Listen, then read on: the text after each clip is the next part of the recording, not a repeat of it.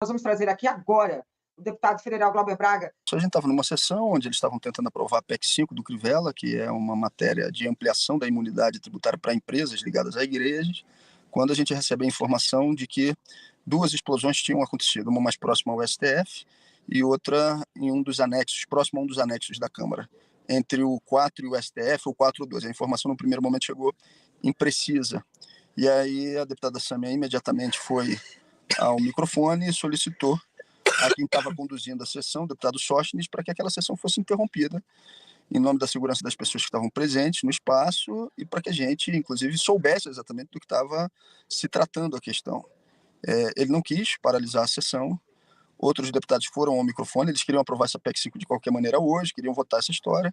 Eu também fui ao microfone, fiz questão de ordem, solicitei a suspensão da reunião, e só depois que chega a informação a gente já tinha dado, mas quando ele confirma a informação através da segurança de que uma pessoa tinha falecido, depois de muito tempo, depois de muita briga, ele suspende a sessão e depois ele encerra a sessão dizendo que as pessoas que estavam presentes ali no plenário precisavam esperar mais 10 minutos para poderem ter orientações da segurança de como deixar o espaço da Câmara dos Deputados. As informações que a gente tem até agora são imprecisas, mas já está circulando uma mensagem de que esse sujeito teria colocado nas redes, com novas ameaças, falando também sobre... já tem a informação de que o carro que explodiu seria de um sujeito do PL de Santa Catarina, de um município do interior. Continuação do 8 de janeiro, um outro grupo.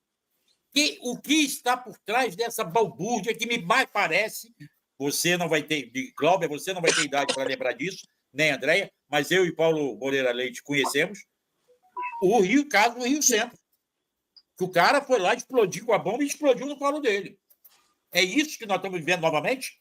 Eu prefiro esperar, Marcelo, para ter informações mais precisas daquilo que aconteceu, mas as informações que chegam nesse momento, os indícios, pelo menos, são de ações de grupos de extrema-direita, ou pelo menos de um cidadão de extrema-direita. Agora, se isso foi articulado com mais de uma pessoa, se as 2 explosões aconteceram de fato em locais diferentes, no intervalo de 20 segundos, envolveria um grupo maior de pessoas tocando esse tipo de atividade de terror, né? Ou seja, de tentativa de imposição de terror por parte de elementos de extrema-direita. Isso aí estava para acontecer. Ou seja, a gente vive uma situação em que existem assim, grupos de extrema-direita organizados, grupos que praticam a violência, tentando... E quando isso aconteceu, eu confesso que eu não fiquei surpreso. O veículo está no nome do ex-candidato a vereador pelo PL de Santa Catarina, Francisco Vanderlei Luiz. Ele disputou as eleições de 2020 na cidade de Rio do Sul. Em Santa Catarina, essa pessoa é conhecida como Tio Franca. Esse bolsonarista, né, ele deixou essa mensagem, essas mensagens, tem uma série de mensagens aqui que a gente vai colocar na nossa matéria, sobre essa bomba no STF, né?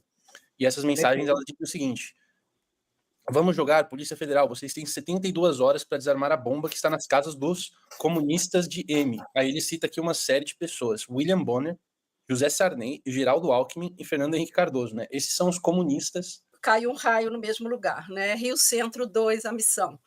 Foi exatamente igual. O cara tentou botar uma bomba, colocou outra e explodiu em cima dele, como no Rio Centro aconteceu com aquele Guilherme do Rosário.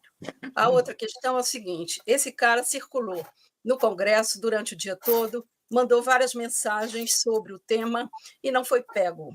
E não foi pego no Distrito Federal, governado pelo Ibanez Rocha, o mesmo que abriu a Praça dos Três Poderes para o golpe. Não poderia se dar ao luxo de ter uma praça desguarnecida, principalmente quando a gente recebe chefes de Estado do mundo inteiro amanhã, a partir de amanhã. Então, nós demos uma demonstração inequívoca de descuido, desleixo com a segurança.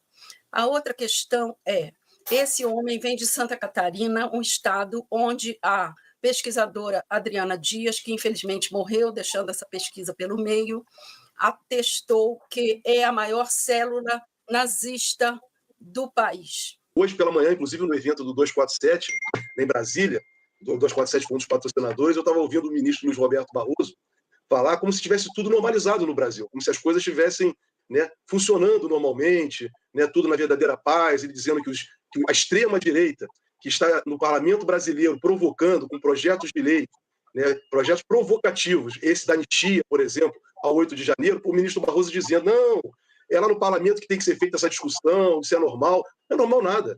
Não é normal. Apesar de ser no parlamento um lugar para debater, mas com um encaminhamento que está sendo apresentado pela extrema-direita brasileira para anistiar atos terroristas. Atos como esse, como aconteceu no 8 de janeiro, que poderia ter acontecido no dia 24 de dezembro de 2022, que explodisse o aeroporto de Brasília.